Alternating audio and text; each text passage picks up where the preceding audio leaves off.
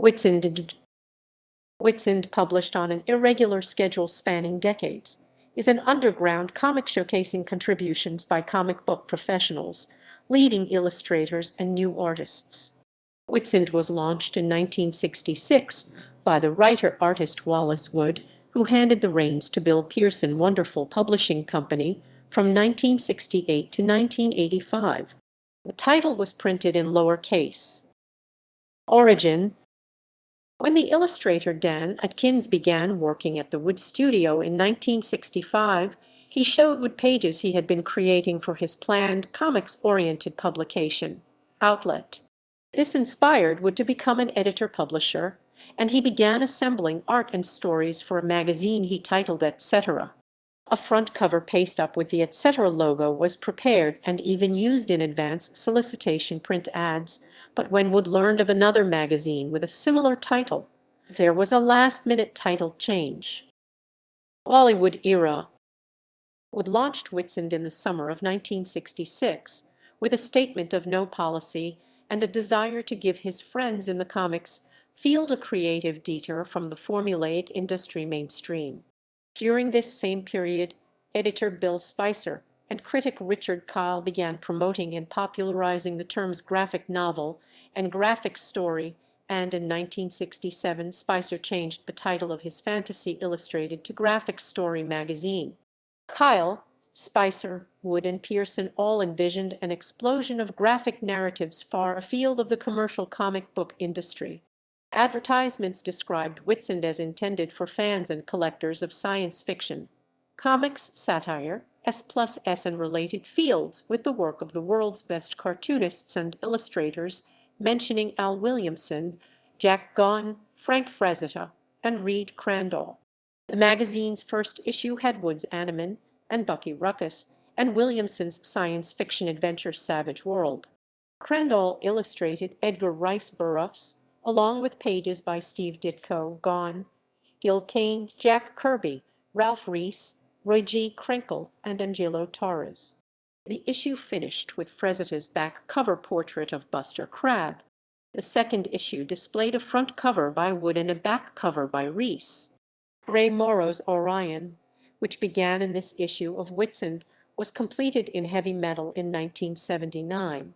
2 pages of Hey Look by Harvey Kurtzman were followed by a feeble fable from Warren Sattler, If You Can't Join M, Beat M, and more ERB illustrations by Crandall and Frazetta. The center spread presented poems by Wood, Reese, and Pearson.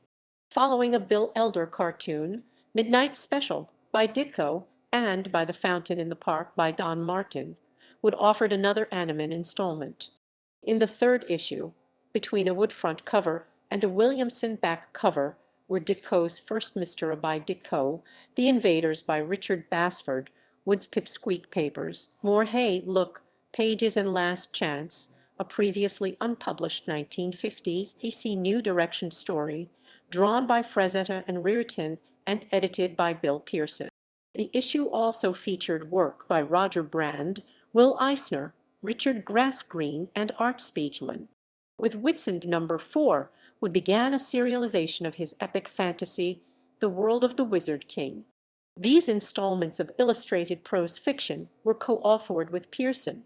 Shifting from illustrated text to a comics format, Wood continued the storyline in his later graphic novel, published in 2 editions, 1B/W, 1 color The Wizard King 1978, and The King of the World-less editions due Triton 1978. Bill Pearson era.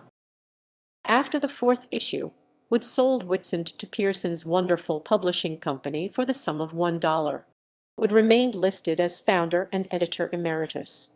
After editing and publishing #5 1968 by himself, Pearson co-published the next 5 issues with various other individuals/entities, #6 with Ed Glaser, #7, 8, and 9 with Phil Seuling, founder of the New York Comic Art Convention in 1968, and #10 with the CPL Gang, a group of these post-Wood issues edited by Pearson continued to explore new avenues with contributions from Vaughn Bode, Eisner, Jeff Jones, Wood, Bernie Wrightson, Kenneth Smith, Alex Toth, Roy G. Krinkle, Mike Hinge, and many others. Pearson also assembled two theme issues.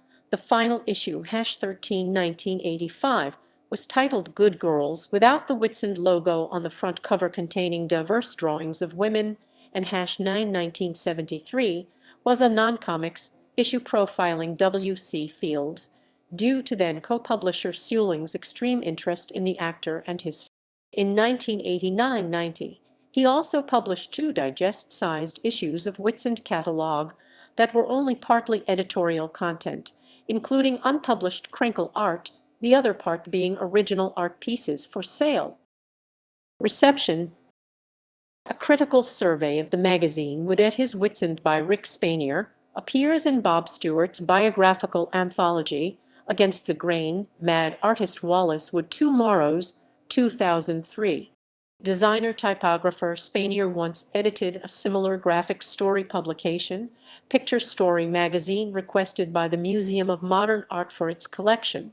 After analyzing all 13 issues of Witzend and fitting it into the context of alternative publishing of the period, Spanier concluded that Witzend's salient point, that comic artists were entitled to more control and ownership of their own work, would eventually be recognized by the publishers of comic books, but it is hard to argue that Witzend itself was a key factor